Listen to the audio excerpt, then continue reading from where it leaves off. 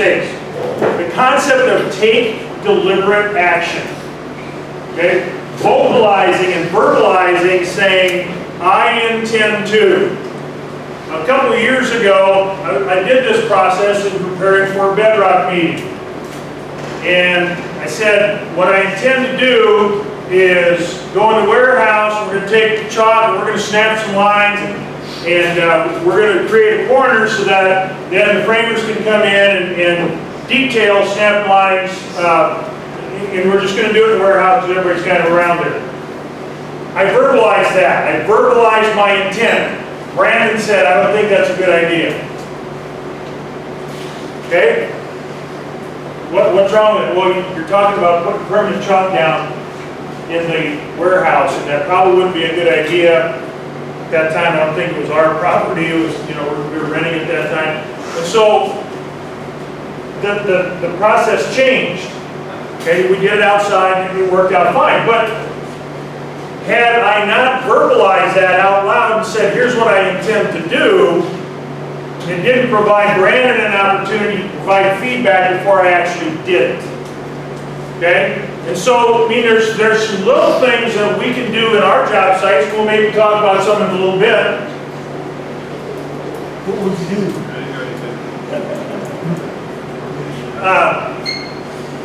That can make the process better. So, take deliberate action. Use the phrase, I intend to. And not just, hey, in 3 weeks I intend to, but I've got my hammer, I've got my nail, I intend to. I've got my drill, got a wall right here, I intend to drill a hole right here. Am I okay? Yeah, oh wait, there's a power outlet right down there. Maybe I ought to think about how deep I'm going with that hole now, because what's behind there's a power outlet right below where I'm going to drill. There might be some power there, right? Right? Yeah, I mean, and so, boom, there we got a little occurrence that happened. So I intend to. Pause.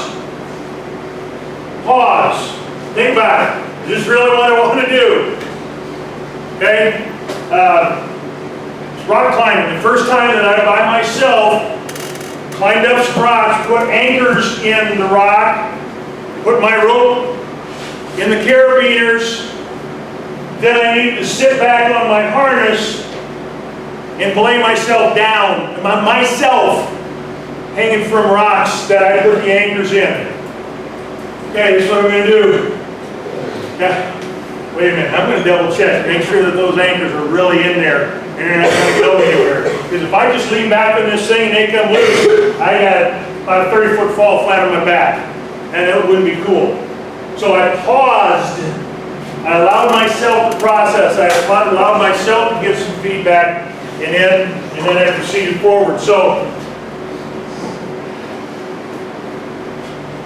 we're going to talk about that in the field. Here's a good example, and this kind of goes back to an award that Reed gave earlier. Oh, this is the wrong one. Wrong one, got the wrong one in.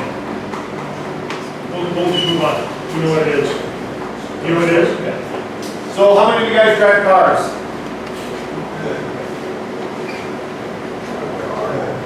Okay, for those of you that don't drive cars, there's a steering wheel.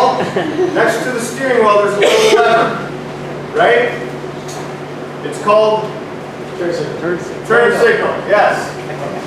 And so I'm driving down the street, and I want to switch lanes. What do? Look at the turn signal. What does that do? Taking deliberate action. Yes. Takes deliberate action, but and that's the I intend to part, right? It's telling everyone around me and all the other cars and all the lanes, hey, I intend to switch lanes, or I intend to turn at this intersection, right? If I don't turn the turn signal on, and I just turn, and there's somebody in my blind spot, what's going to happen? Possibly an accident. And the collision thing shows up on the GPS tracker and I get a reward. Right? What do you find out about? He's watching. So When you signal your intent, yes, you signal your intent Before you do it. after you start merging, right?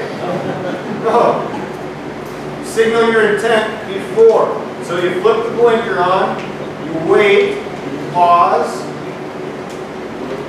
then we make our turn, and we switch lanes. a good driver ed teacher will tell you, you can also look over your shoulder. Check your blind spot. Who's got some examples of how in your job you can take deliberate action? Kevin, Double check before you do it. double check before you do it. Give me an example. Give me some specific. When I hook up the trailer every morning, I hook up the trailer to the truck, I walk around, I check the tires, and as I'm before I get back into the truck, I double check the hitch point, the connection. Trailer to truck, is everything connected? Can you say it out loud? I will, 1, 2, 3, 4. I got 4 connections, 4 or 5 connections. 1, 2, 3, 4. That's a great example. Anybody else? Brent, If you're a truck guy for somebody, to repeat the number that was yelled at you. great example. 24 3/8. All right. Boom. That is 24 3/8. Yep. And then is if you say 25 and 3/8, they can say, whoa, no, 24. Toby. When you're about ready to pull a trigger on an air nailer, push, press the nose, sit there for just half a second. Where's my nail going? Yeah, it's a good example, especially when it's a situation where it's placement of the nail is pretty critical. Somebody else. Jennifer. When I send emails, I look through read it to check for spelling errors, and also if it's something like toolbox stuff, I make sure that it's on BCC and not because Great example. I like double triple check that. Yeah, so I got an email written out, about to hit send, and so hang on. Yep, that's what I want to say. I got the addresses right, got the right people on there, the right message. Rusty, All of us use our draft folder before sending an irate email. start draft folder. Great. When you have a crucial email to send, a great tactic is to not put any addresses in the email until you've reviewed it, verified what you're saying. Bob. Kind of along the same lines, when sending a difficult email, I'll get a second opinion. I'll send it to my project manager or superintendent first before I send it to the contractor. That's an excellent example. That's saying, hey, Matt knows, I intend to send this email to Knudsen. You check and make sure I'm not online here.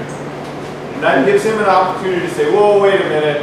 I just have some more information. I just talked to the project manager or somebody, and we gotta maybe rework this. Anybody else?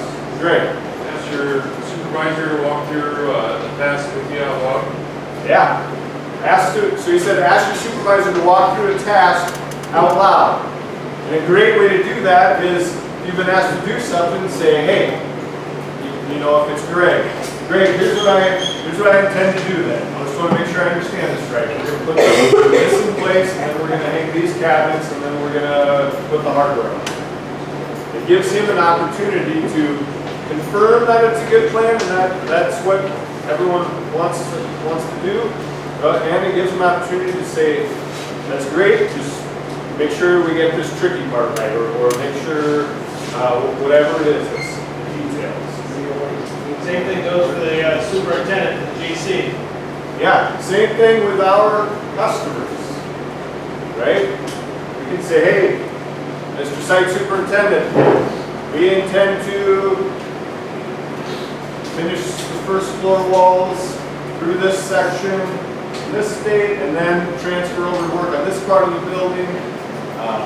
And maybe his priorities are different than we understand them. It gives him an opportunity to say, okay, hang on, I really need this part done before this part. Prevents misunderstandings, prevents, maybe it's not a mistake, but it prevents not working towards a common goal, right? Any other examples?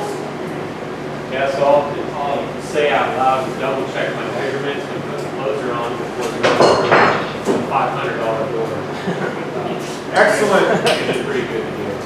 Before we put something in an inch off of where it's supposed to be, say out loud, okay, this closer needs to be 10 inches from the hinge. It's a left swing door, so this needs to be the right spot. It's worth the time. Yeah, because that's a $500 mistake. Great examples. Anyone else? My measurement is the short side of a 45-degree miter for an outside corner. My measurement is the inside measurement, short measurement, on an inside corner.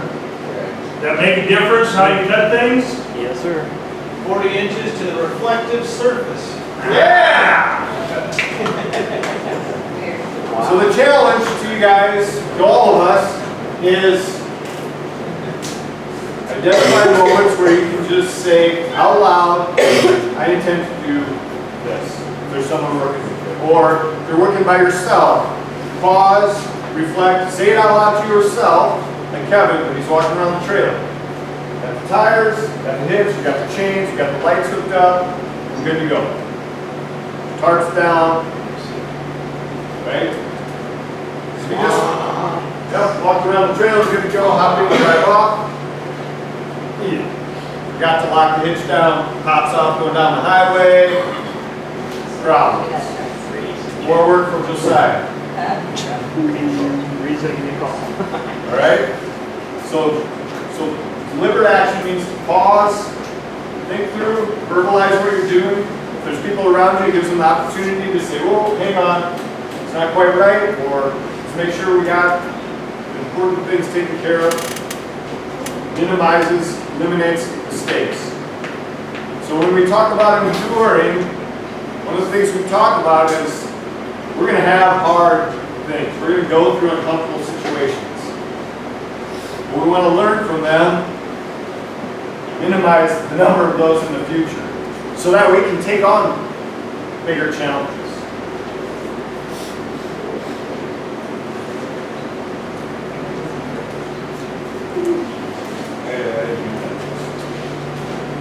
All right, so mistakes are going to happen, right?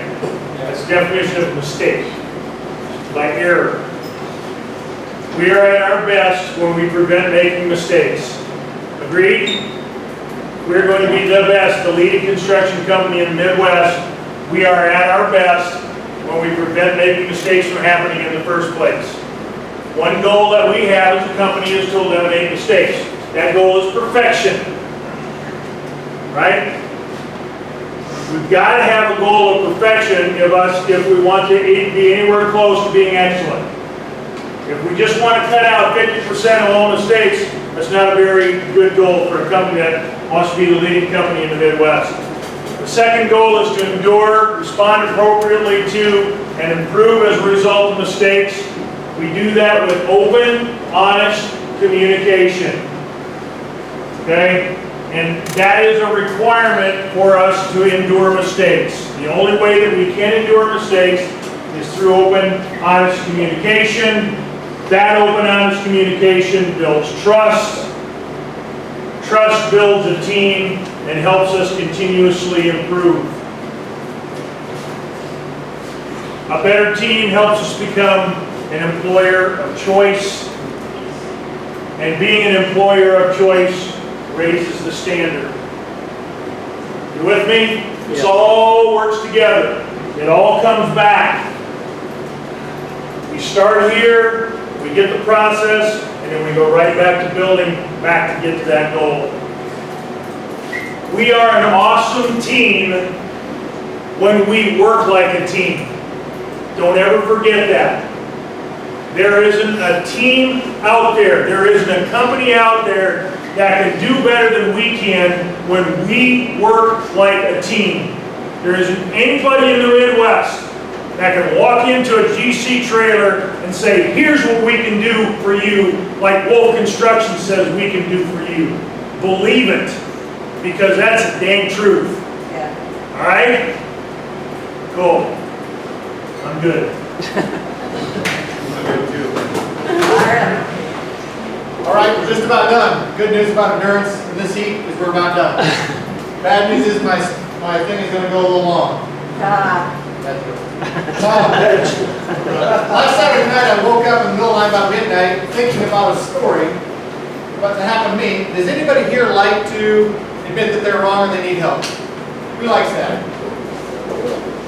That's a lot more people than I thought that like to accept help. I got a lot of pride. I got a lot of self-assurance. I don't necessarily like asking for help. And so this story just stood out to me because it's kind of two stories in one.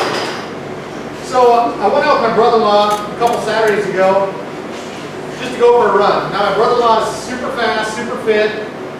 I shouldn't run on the same track or the same trail as him, right? He just would blow me away. But I had a goal to get a little faster, so I thought, well, I can partner up with somebody that's a little better than me, so we'll go for this run, and it'll work out for me. My goal is ultimately to increase my cardiovascular capabilities, because I'm starting to train for some things for next year. So we're going to do this little run, just out and back on a bike trail. My goal, I told Jason, is I would run 6 miles in 48 minutes. That was my goal. I knew he could do it, so it was no problem for him. Out and back, it was downhill all the way out there, so this is the high point, so you start by going downhill, and you turn around and go back uphill. Maybe not the best choice. Another thing about just increasing my capacity, and if you remember John's definition, this is one of those times when I'm choosing to do something hard to get better, right? So I'm choosing to try to make my heart beat faster and carry more oxygen. And I need to stay probably in this purple zone in order to increase that capacity. I'm 45 years old, so I need to stay between 160 beats a minute, maybe 175. That's where I'm going to get the most growth, kind of in that sweet spot. So as we started running, it was fine, right? Going downhill 3 miles, I've been running a fair amount. We're having a great conversation, we're right on pace, maybe a touch fast. Get down to the bottom of the hill, and so I'm a big I got a heart rate monitor, and I like data about if I'm improving or not, so I can check my heart rate, check my pace, and check elevation. So this is the first half of our run. So this is mile 0, 1, 2, 3, 4, 5, 6. And this is my heart rate, this red line. So you can see we got out of the truck and started running. No problem, we're talking, we're running, no problem. I don't know what happened there, why I kind of jumped down. We get to about the turnaround point, I tied my shoe, and you can see I stopped for like 10 seconds to tie my shoe. My heart rate drops. It's all fun and games until that point, right? When we turn around and we start going uphill, back to the truck. And so you can see what happens about a quarter mile into that uphill, my heart starts getting to this point where that's 170 beats a minute, right? So I'm now feeling out of breath, out of wind, out of control. Got a little twitch in my groin that kind of hurts. You know, my feet hurt a little bit. Stop talking to Jason. But keep in mind that he's just fit. He can kind of do whatever he wants to do at this point. So, right about there, I learned this new phrase, the wizard is coming. So this is a Navy SEAL thing when they're doing their underwater stress testing, that they start passing out. And I felt the wizard coming. I was like, Jay, I gotta stop. Like I need to stop and kind of catch my breath or whatever. So this is the part of the story where there's two people involved, and I think there's two interesting storylines that happen at the same time. And this is what I woke up thinking about last Saturday night. So we got the sufferer, the guy who's enduring something, and then got the pacer. So I was this guy. I was the one that was kind of suffering through this run. And my brother-in-law was the pacer because he could kind of do whatever. Like he could have gone twice as fast. So once I told him, like, Jay, go on without me. I'll meet you back at the truck. We both had a choice we could make at that moment, right? I gave him an out, and I gave myself an out. You know, I'm kind of this little running ground squirrel, like, just go on without me, I'll be all right. I could have just stopped and not told him. I could have just said, I'm done.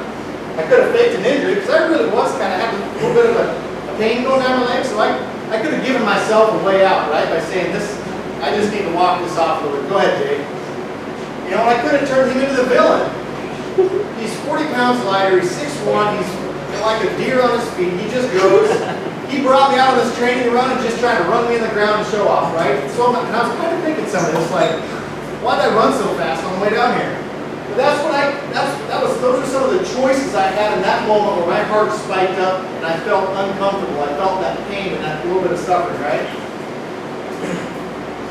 Well, he had a set of choices he could make too, right? He could have just, all right, you be good? Yeah, all right, I'm out of here. He could have just blasted off, right? Gone back to the truck. I would have made it back. I mean, I would have walked and I'd have been there another half hour, right? He could have told me when he got back to the truck how great he was, how fit he was, how awesome this was for him. He could have started yelling at me or making fun of me. He's like, you know, we're going to run together. You should run more often. You should train harder so that you can keep up with me, right? He could have done that. And in the future, he could just say, you know what? Probably not worth training with Brandon anymore. He'll never keep up.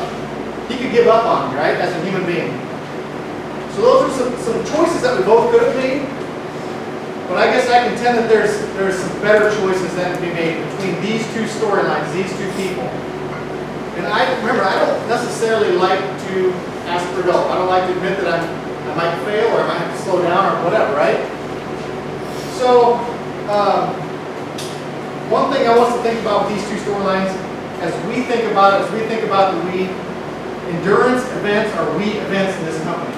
We're not going to let people go on their own, suffer, and do their own thing. So there's going to be more than one people. We're all on teams. Some teams are a little smaller, some teams are a little bigger. Also remember, as we finish the story, think about there are times in life when you're on either side of this story. We all have different capacities in life, right? We can do things differently. I've got two daughters. One has been driving for 2 years. I was in the car with her last week. She's completely competent and confident in driving. Just does whatever. Well, I'm currently teaching my youngest daughter to drive, and she told me, I kind of forget I'm in charge of the car, Dad. Like that's so I got to pay a lot of attention, and I got my hand on the parking, near the parking brake and near the shifter to positive, neutral, or whatever, because they have different capacities. Ava can just drive and change a turn signal and adjust the radio and talk to me, and Ruby's just dialed in. And so remember in endurance events that somebody that's having a hard time with something might not have the same capacity or training or skill that you have. They might need your help. It's a we event. So, as a sufferer, a couple things that we can do. And John and Coach did a good job of talking about this. We can ask and or accept help. Again, I got a lot of self-assurance. I'm proud, probably too proud at times. I don't want to ask for help.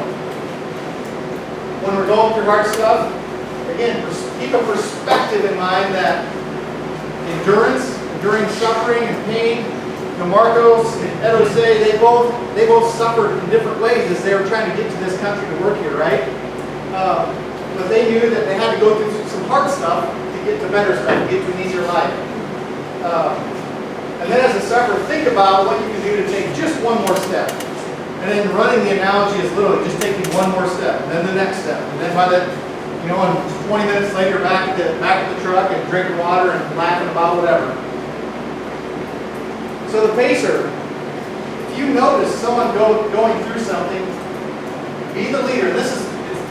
Interchange the word leader with pacer. Be a leader for that person. Be somebody that someone wants to follow. Not because they have to, because they want to follow you. Notice their need. Offer help, however you can help. Which isn't to be confused with doing something for them. I think there's lessons we can help other people in doing hard stuff. Like, give them enough help so they don't suffer or drown, but let them do it. Let them take charge of their life. Again, having your mind as a leader of somebody, as somebody that's watching this happen, that endurance does help them grow.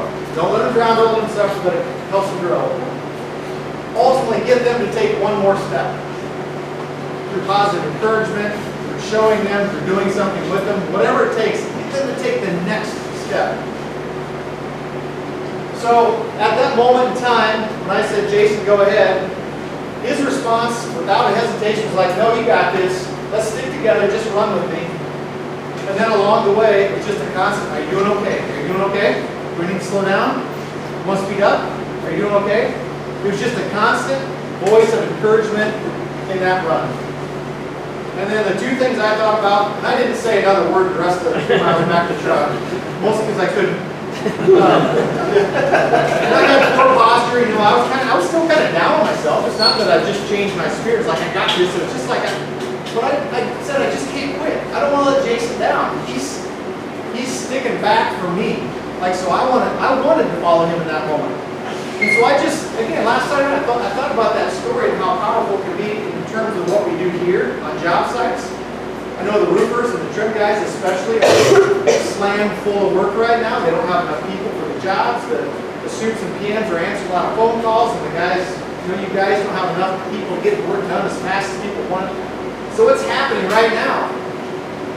You might be a guy that in one phone call is the sufferer because you get the GC yelling at you, but in the next minute, you're the patient saying, all right, we got this.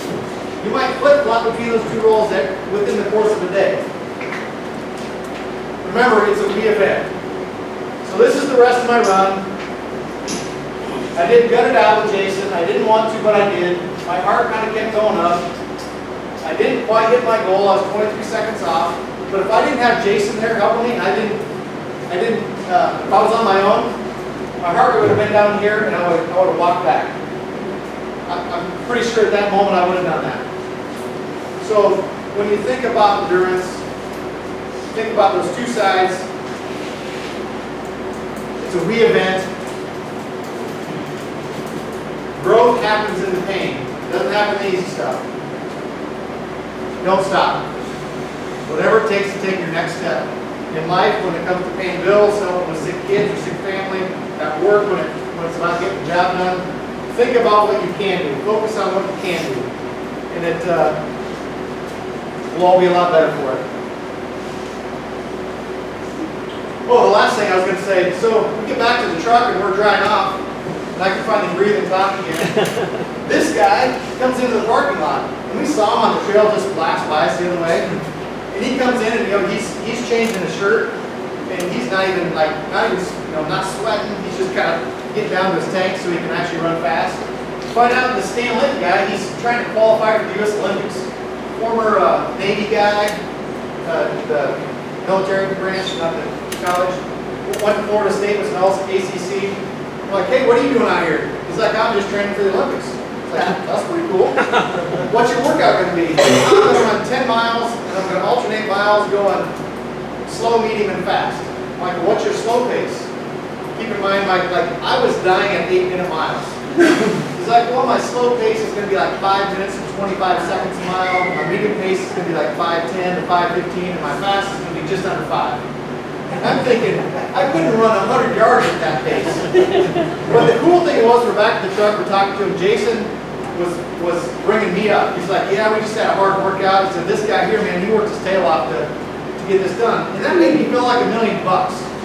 To this guy who's like at a whole nother level of a runner beyond me and Jason.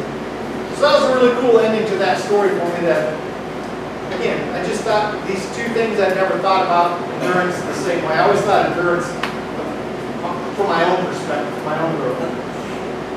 So anyway, on to the end of it. We're about wrapped up. Two more things. We got the game ball and I got an announcement. Last time we did an engagement survey. Anybody remember taking that little thing? First of all, thank you for doing that. It's a chance for everyone in here to have a voice, express how things are. We're not ready to talk about it now. A few things happened with Kelly even, and not having quite enough time to get that sorted out.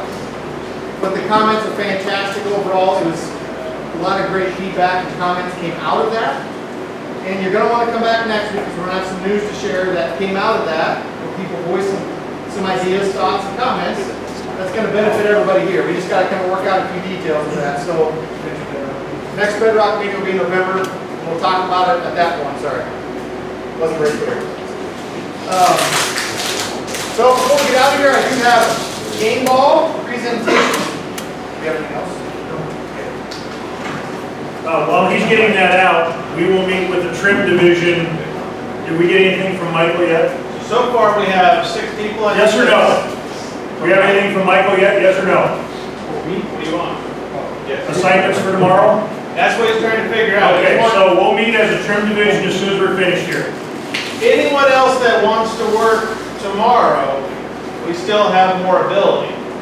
So just text Mike right away that you're interested and join us with the meeting. All right, game ball. So this guy's been around for quite a while. I would contend he started here more or less as a kid. Not a lot of experience. One of our shop guys, Josiah, just come up now. Try to not give it away, but it's hard not to. Josiah's been here 8 years. He's been here basically the same amount of time I've been here. Started off as a shop guy, kind of a labor shop guy. He's had a number of leaders. I feel like he's been passed around a little bit. His best leader's up here with him now. He got passed off to John. He's a little harder to deal with. But I've seen in Josiah just this steady growth, right? From a guy that's taking assignments and going and doing them to working with a friend of his, and that could be kind of hard and awkward, to then leading a group of people, to now leading our whole shop. Seen a couple people come and go from the department, which is not easy. You know, just by the time you think you get somebody that can do something, they're gone. He's now a dad ×2. He's a supervisor. And one of the coolest things I've seen about Josiah is his willingness and longingness to raise his standard.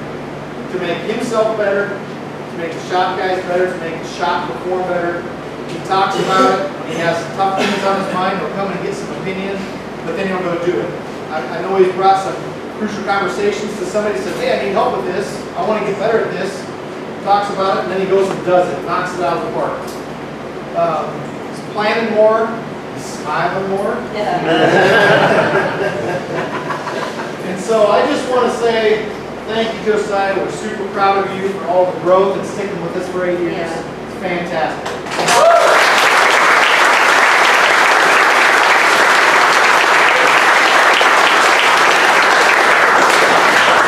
We're done enduring today. It is 3:45 p.m. We're done early. Nailed it. Nailed it. Good